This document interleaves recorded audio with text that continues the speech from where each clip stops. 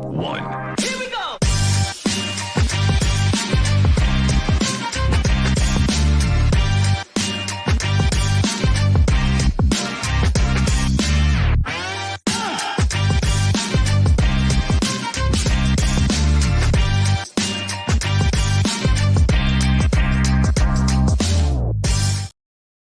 Hey guys, what's up? Welcome to Jenna X. Thanks for tuning in today. I have a special guest with me, the creator of Jesus Token, also known as that friendly, cute, sappy seal. He is Maker Lee. Welcome, Maker. How are you doing? I'm doing great. Thanks for having me. Absolutely. I'm really excited to be able to talk to you more about Jesus tokens and let the community get to know you a little bit more. Yeah. I've been a holder since last year, so this is super exciting. But if you don't mind, go ahead and share a little bit about yourself, how you got into crypto, and then how Jesus came to be. Absolutely. Okay, so my crypto journey was kind of random. I was substitute teaching in LA, and this was like 2018, 2019. And a student of mine was one of those like super nerdy tech kids who's always on the cutting edge of everything, like fashion and just tech. And he started telling me about like crypto, and I'm like, okay, I don't know what's happening. Scratch that. This is like 2017. This is even earlier than that, because this was when Robinhood, specifically Robinhood, opened crypto trading. Okay. Only in certain states, and it was like whitelisted, and you had to get in. So, anyways, so he gets me into that. So I'm like, okay, let me just buy. Let's see what happens. So I'm like buying Dogecoin and Bitcoin. I have no idea what's happening. And that like little taste took me towards like, maybe I want to get to know a little bit more about crypto and actually like what is this? Is this a scam? Is this the future? What's happening? So that led me to I was doing a bunch of side hustles in LA, but one of them was like marketing and consulting. And so that led me to kind of combining both of those passions into marketing, into writing, doing some consulting in like 2019, 2020, 2021 was me like consulting. NFTs are going up like crazy. So it's like anybody with any resume can get a job doing anything. So I started doing a lot of that. And then from there, it was like I got a job working full-time at a DeFi protocol, doing marketing for Teller, which is a lending protocol. And then from there, I was just like, I'm in the space a lot. I'm trading a lot. I'm having fun. I love the sappy seals. Like I still love NFTs, even though obviously they had their hype and mania phase, but they'll come back. I know it. And that led me to Jesus Coin, which was, April of last year. Pepe launched, and I was very blessed to get in extremely early, like within a couple hours. And being on the pulse of crypto Twitter, you see the good and the bad and the ugly. And personally, it's just been like, having been active for years and years, it's like I just start to get tired of the grifters and the scams and the pump and dumps and the flat out, you're just like stealing from people. And it would never fly, it doesn't fly in Web 2 because obviously the regulations are a lot stricter. Like you can't just go rob someone unless you live in like California under $1,000 retail or something. But there's like certain things that just like ethically are not okay. And so I got so sick of it. And so this would have been April 25th. So roughly 2.5 weeks after Pepe, we had this huge run of like straight up rugs, honeypots, just like scam coins, scam. And of course, we're still doing it with like all these celebrity metas and a bunch of stuff. Yes. And so I was like, I am so tired of all of this happening to my friends in crypto. Like maybe someone's not as educated to be able to like read a contract, to be able to recognize like, is this even a worthy meme coin? Like putting a value on meme coins, that we're not even talking about that. This is just saying like, can I buy and can I sell this? Like there are people, but you buy something, the contract doesn't even let you sell. Yeah.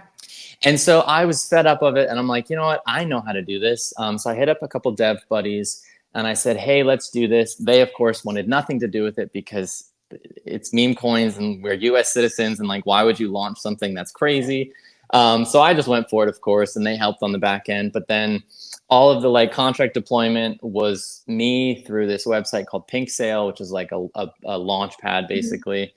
And that then led to the coin having multiple parabolic runs from like, launch up to, I don't know, 1 million, then back down, then up to 25 million, then back down, then up to 85 million, then back down. And now we're kind of in that level of, is the next trend starting with macro heating up? Probably. But obviously you never know. So it's, that's like the very, very short version of why it happened. How much backlash did you get for creating a Jesus token? It's actually funny because the coin is very divisive, of course, and it's very like I always call it like a gut punch. So I'm a Christian. I love Jesus. I got rebaptized when I was 25. My entire life was changed from that point on. I grew up in a Christian family. So it's definitely not like a satirical, sacrilegious, like blasphemous attempt at anything. Sure. Like, of course not. But of course, people who don't know me, who don't know my heart, and who haven't seen the community, that can be people's first glimpse. And so, yeah, I mean, for sure, like very early on, there was a lot of like, how dare you do this to the Lord's name? Like so much. And I'm just like, man, like we literally celebrate like animals and frogs, and like people are like worshiping and like literally having like seances to meme coins live on Twitter. And me as a Christian, it's like, well, if I love something and I love Jesus, and this is basically like just a way to bring Jesus into everything that I do. I work in crypto. I love crypto. I want to bring Jesus into it. I don't believe that finances and faith and like our values should be kept separate. Those should be very well entwined, because you can't really have one without the other. And the Bible specifically talks a lot about generosity and giving and not being selfish with your time and your resources, and treating others like before yourself, and all these things that to me, that like those kinds of things are just so silly. And unfortunately it requires like this, like it requires a sit down of like, I mean, let's talk about it for 20 minutes so you can hear the heart. And I think, honestly, I'm grateful that a lot of that has kind of died down. Like I don't get as much hate on that anymore. But again, when we have these waves, like when it's low, there's less. And when it's high, it's like, there's so much more. So, people have talked about like, man, if this goes off like super viral, we're talking like Joe Rogan and like the Good Morning America, or, who knows what meme coins can do. Yes, I anticipate that being exponentially higher than it is right now. Well, the good thing about a Jesus token and this project, you literally have never ending. You have a never ending supply of content for this. Yes. Okay, but I want to take it back to earlier days, kind of back it up, because if I remember properly, I know a lot of this was left for you to do, and this has been a learning experience for you, but wasn't there some kind of like a blunder with like a token burn or something like that? Yes, there were several blunders. Okay, so number one, because remember, I asked my two dev friends to help, so they helped in terms of like, hey, this is what the tokenomics should be. And so my job is literally like looking at their numbers, copying it, and like pasting into the launch pad. So number one blunder was when I launched the coin, I put the numbers in incorrectly.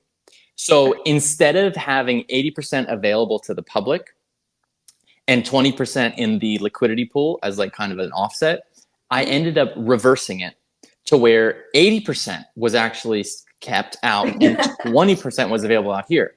And then I was like, oh, well, as a team, you're supposed to give yourself some tokens. That's what everyone else does. So I start inputting in all that info, and I'm like, well, we'll need some for marketing. We'll need some for exchanges, like all of this stuff.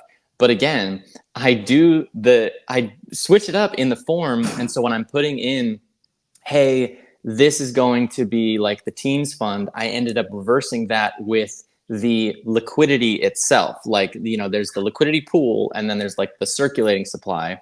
And then, when I put it in, all of a sudden I'm like, oh, let me lock and renounce the liquidity, not knowing that I'm literally burning the tokens that I had set aside. So it wasn't even like a perfect split of, hey, this is here, this is here, this is here. Everything got flipped over.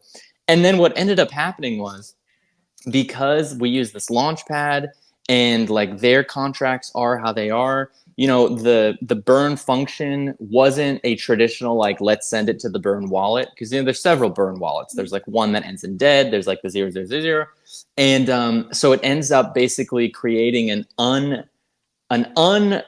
unopenable, like you can't unlock it wallet that also exists within the pink sale.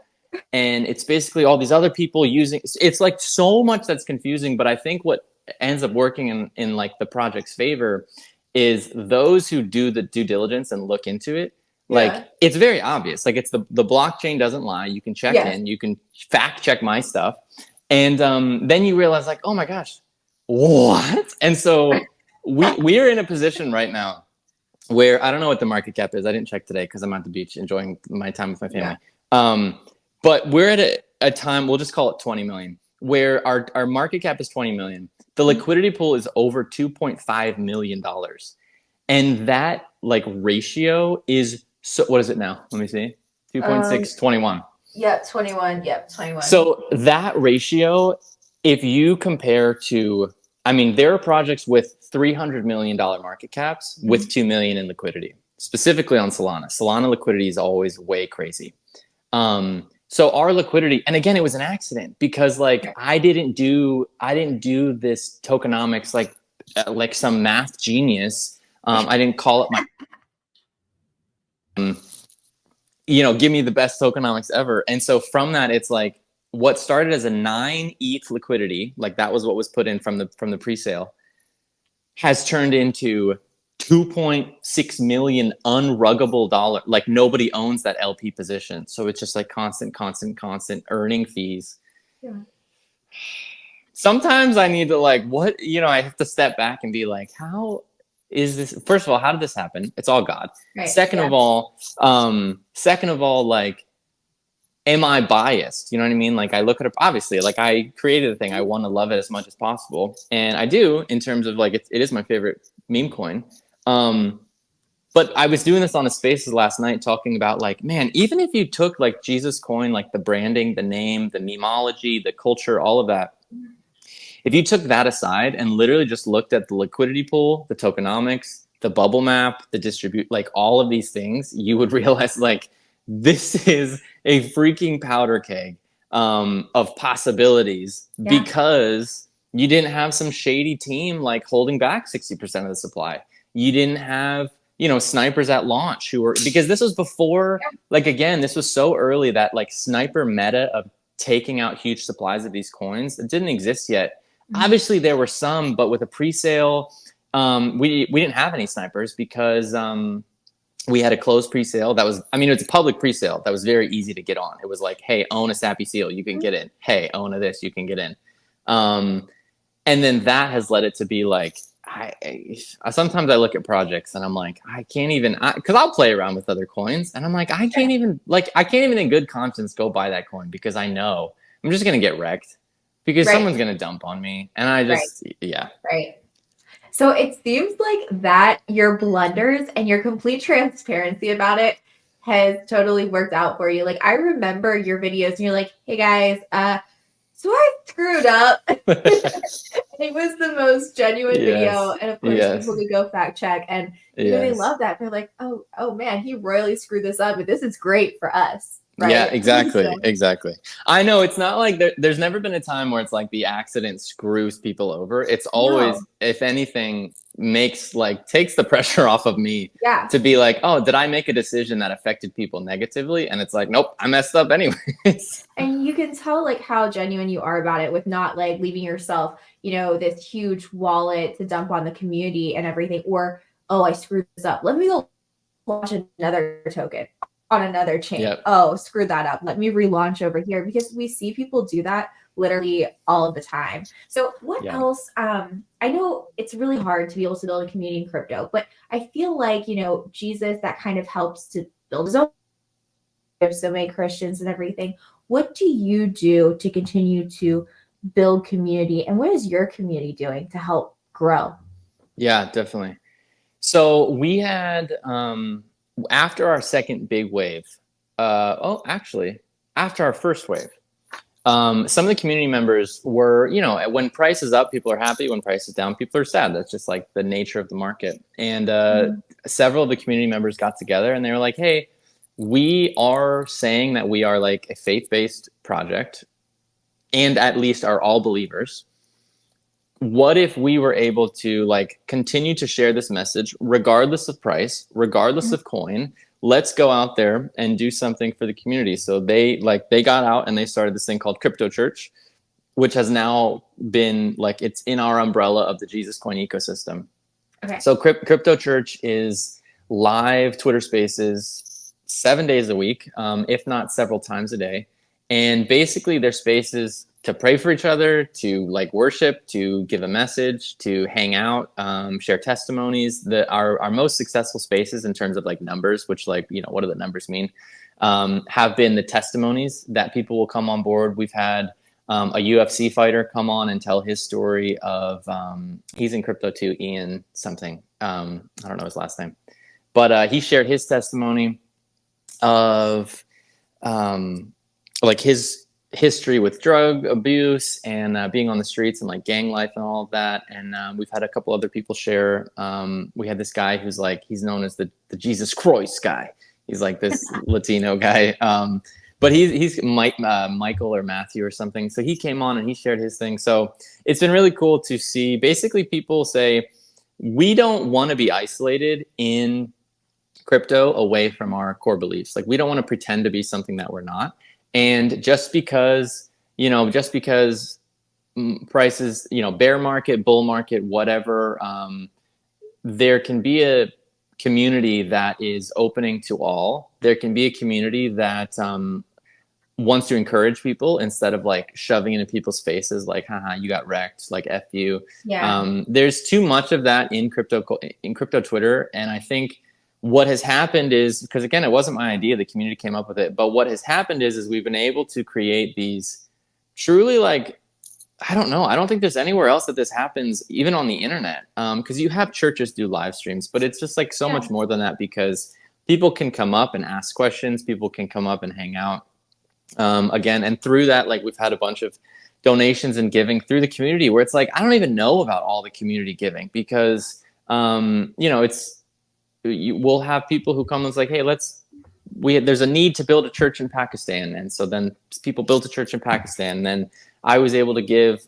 this summer to help fund like a bus for these kids to go to summer camp. And like all of these things where the less like forced the narrative is and the more natural, where it's just like, yeah, there's no reason why we can't be generous in all times. And that could be literally, that could be a Venmo, you know what I mean? That doesn't even have to be a crypto thing, but that has been the culture that has been created. And I'm just all about it. Like, it's so refreshing. It's truly a community where, again, people aren't like only focused on the price. And that is so hard to find. Like, it's truly Bitcoin. If you think about it, like you think of these, like XRP is a great example. You think of these communities where it's like, we love this and you love that. Wow. We love each other because we love this and we're just going to hang out and we believe in this long term. And that, like, thinking through the long term, because you don't want a coin that just lasts for a couple months and then goes away. So thinking long term, where it's like we're still around for over a year, we're still doing almost $900,000 in like trading volume. So people are still active in the community. We're still working towards like the holder count growing and the reach growing, because we have this more exposure and more like brand awareness, and all of that comes regardless of price. And that's why I'm like, this is, again, like I could not have built, and like I worked in marketing. I understand how hard it is to build like an army, to build a core community or whatever that is. And this just happened so naturally, because again, it's not about me. It's not even about the coin. Like, it's truly about Jesus, and people just love Jesus. So like Christians, non-Christians, everybody, like they just flock to it. Has been so cool. What I thought was cool was, even though this is on Ethereum and I was an XRP Maxi for a long time, I saw a ton of people in the XRP community. They're like, screw it, like, and buying up the token and stuff like that. They didn't care that it was on ETH, you know what I mean? You saw so many people from all different communities coming together, and I think that makes that really awesome. It shows you how powerful this really is. So you should be really proud of yourself, what you're creating. Thank you. Thank you. I mean, it's all God, but yes, I'm blessed to be along for the ride. As far as you're talking about charitable contributions, stuff like that, can you talk about some things that you have already done or the Jesus community has done, and maybe any future plans that you might have? Yes. Okay. Off the bat, I know I mentioned the church in Pakistan. Yeah. Pakistan. That was built by some community members. Again, that was like not even a campaign that we ran. That was just they did that. I just did the bus donation. We've awesome. done obviously giveaways on giveaways on giveays. Sure. We donated when the Maui had those wildfires. We donated to those wildfires. Awesome. At one point, Zach XBT, who's like the blockchain investigator, he had a lawsuit come against him. He got sued by another Machi. Yes, yeah. I remember that. Yeah. And he did a like a legal defense fund where he's like, hey guys, like I need help on this. So it was so funny. I donated to him, and I ended up, again, here's another accident. I ended up like, because he accepted donations, cashed out random tokens into stables. Sure. But this was at like the height of one of our last waves. So he ended up sending back the same amount that I gave in stables, but like the price had correct. Like I accidentally shorted the coin because I gave out like 5K and he gave back 5K, but it really would have been worth like $800 had I kept it in tokens. Anyways, so then I gave that back because I was like, well, I got to give that to someone. So I ended up giving that away. So it's been really cool to see, like, you know, and we have, let me do a shameless plug here of do this Twitter account called Do Good Give More, which is going to be the host of and like the kind of like social media ledger of charitable giving within the JesusCoin community. So that is just going to keep a record of things, number one. And because it's like, again, you know, there's no taxes, there's no treasury, like the meme coin itself has no technically way to like, let's be generous on like an infrastructure level, but out of the generosity of community members, can we do it? So yes, there it is. This is correct. So okay. Yes. So that's Do Good Give More. DGGM is like our generosity, charity, giving hub. And the goal is to, once we have the funds that we're able to truly build something that I think is, what I want to do is build something that's open source, to kind of have something for the entire crypto community to be a giving, like a smart contract that people can kind of replicate and fork and use something for their own communities. And so once we have the funds for that, this will branch off and become like a decent, like a DApp, where we can have charitable giving.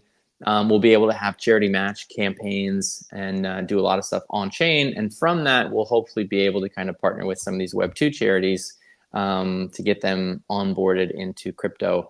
Which again, there's people doing it, like the Giving Block, Giveth, Donorship is someone. Oh yeah, here we go. So we partnered with Donorship, which is a kind of a middleman processor, which allows any ERC20 token to be donated to over 2,000 charities, churches, nonprofits.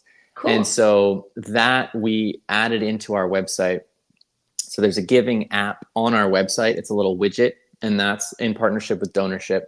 And that allows that, like I give my Sunday tithe in JesusCoin to my church through that widget, which is just so cool to me. Again, that I've been able to be a part of something that like makes that accessible, because there's a lot of money in crypto. And there's I tweeted out something a couple of months ago, which was there's too much money in crypto not to be able to change the world. And I truly believe that, because, you know, especially like with like UPNL, like unrealized profits, where it's like, what is money anymore? Because we have these swings, and it's like, if the LP is set up oddly, like you could be a multi-millionaire, but the LP only has 10,000. Like there's so many funky things that happens in crypto. But the reality is that a lot of people have become extremely wealthy, And they don't ever want to go back into fiat because obviously taxes aside, please pay your taxes. I live in the US, say pay your taxes. But there's a lot of things aside where it's like, what are they going to do with all their money? That's why people were buying NFTs, because they're like, wow, we're so rich right now, like let's buy a picture of something. Yeah. And that's why I really think having something that's crypto native, to be able to say like, no, what if this is the community where it's like, the apes were a status symbol, like punks were a status symbol. Yeah. What if Jesus coin can become like the giving status symbol of like, yeah, I'm like, I want to be more generous, so I'm a part of this Jesus coin community. I love that. That's so much more than I was talking to NFT Kid last night, and he's like, oh, people just buy like a PFP when they make so much crypto as literally a status symbol. And I think it makes so much more sense to be able to do good with that. So I Yeah, really like that idea a lot. I saw something on your website and it is called the Disciple Dunks. Can you share about that? I would love to. Okay, so the Disciple Dunks were a campaign that we ran during Easter, and this was creating 12 physical bound tokens. So the shoes themselves are also an NFT. And this is a sneaker that is a custom sneaker made by this guy, Johnny's Kicks. He's a custom manufacturer. I think he's in Miami and New York. And with these, basically, we opened it up so that people could buy in Jesus Coin. And you could buy in ETH too, but most bought in Jesus Coin. And to be able to basically like, I love NFTs. Like I said, I started like NFTs were kind of when I got most excited about crypto. And so this is a way to have a physical backed item with the NFT so that it's, on-chain verifiable. And, in my goal, it's like, man, as this community grows and we're almost at 20,000 holders. So when we hit 20,000 and 100,000 and a million holders, like this is a really cool kind of landmark to say like, hey, at this point, they launched this. And if people want to resell them, I mean, when I was in college, I was doing a lot of reselling like sneakers. Sure. So that's where the love of this came from, because I know like, these limited dunks are kind of sick. Yeah.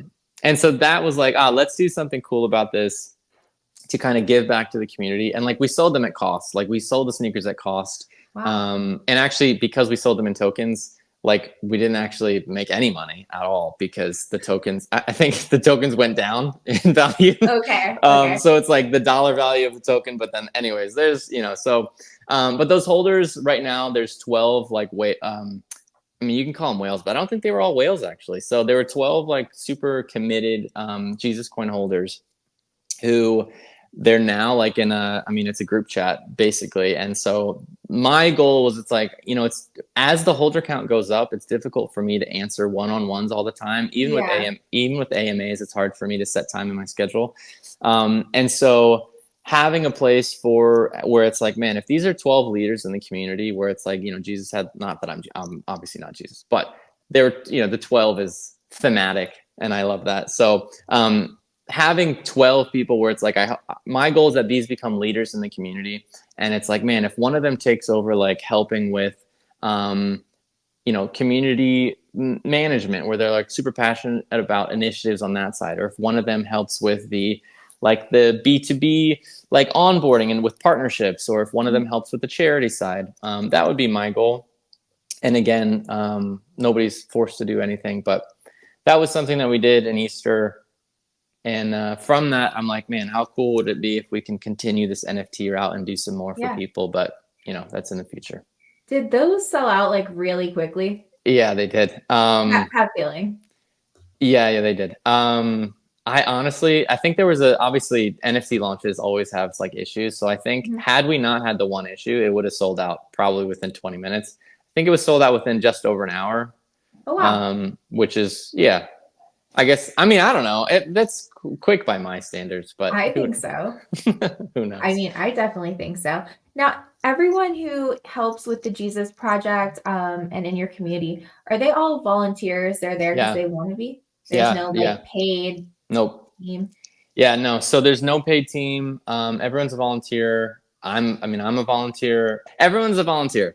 And there's a sense of ownership because they're volunteers that they want to be there and they can leave at any time. But that I think has built such a strong community because it's like I'm not paid. Everyone's in this together, and we're all trying to we're building this because we love Jesus, and let's just all do it together because we love it. Absolutely. I love it so much. Okay, so any long-term plans and, closing thoughts that you want to leave us with that we need to know about Jesus? Yes. Okay. Long-term plans. I mentioned it briefly, which is, well, I think I mentioned it. Maybe I got cut off. Yeah. So I went out to Puerto Rico and met with some investors who have connections with VCs specifically, and that kind of led to some conversations and some partnerships. We were able to onboard an advisor, Michael Turpin, who's actually on the advisory board for the Shiba Inu team. Nice. And so from that, long term, I'm like, man, we need. In a perfect world, we need some capital to be able to execute on some of the long-term stuff that I like. This long-term vision I have in terms of the charity with building a really robust, charitable ecosystem, and that obviously needs support and that's expensive to do. And I posted a while. I was like, man, I have a long laundry list of things to do. So I'm not doing things because I have nothing in mind. We're not doing things because it's just funding. That's just the reality. So that's number one, would be obviously to get funding. I think number two would be, once we're at a position where the community is large enough to kind of branch out into the Web2 IRL side of things, where it's I would love to do events. I would love to do some of, Kanye, I love or hate Kanye, he did that Sunday service thing, which was so cool. So I would love to do events like that. And I think a crypto event focused on just gospel music and we're hanging out and loving on Jesus and loving on each other, I think would be so beneficial to the space. My biggest thing, I've been to, a couple crypto events and Web3 events, and it's always late night raves and clubs. And I'm like, can we just do a brunch? Why can't we just hang out, have coffee? Am I the only one who has, I don't know, maybe it's a personality, or maybe it's there's no option for them, but I don't know. So I think it would be cool to start having these counterculture events at some of these conferences, to be we're in crypto, we love crypto, but also we're gonna do something slightly different because we don't all have to be hyped up on Molly at 3 a.m. I don't know. No, thank you. And those of us with families, jobs, that's exactly. There needs to be an alternative. Yes, exactly. So long term, that's that. And then obviously just future growth of the community. Holder count is always the biggest metric for me. So when we have periods when we're down, I'm always looking at man, what's the holder count doing? Are we still attracting people? And does that mean the mission and the message is being delivered clearly? And if it is, then it's great. It comes and goes. Look at Bitcoin. If you get bent out of overshape when Bitcoin was at $10 and then crashes to pennies, you're not cut out for crypto. And I think as adoption continues to grow and Bitcoin, stabilizes in the multi trillions of trillions that it will stabilize at, then we'll start seeing crypto doesn't have to be this crazy 80%, 70%, 50% kind of rides. And the bad news is all of the upside in crypto will probably kind of be gone. But the good news is the stability and the ability to onboard people will be much easier. So yeah, that's what I'm looking forward to long term. Oh, when there's stability, I'll be offboarding. Exactly. Yes. No, here for those swings. We'll see. I'm seeing a yacht right now in the distance, and yes, I'll be there with my homestead and my cow. That's we'll be having church on your yacht. Yeah. Yes. Exactly.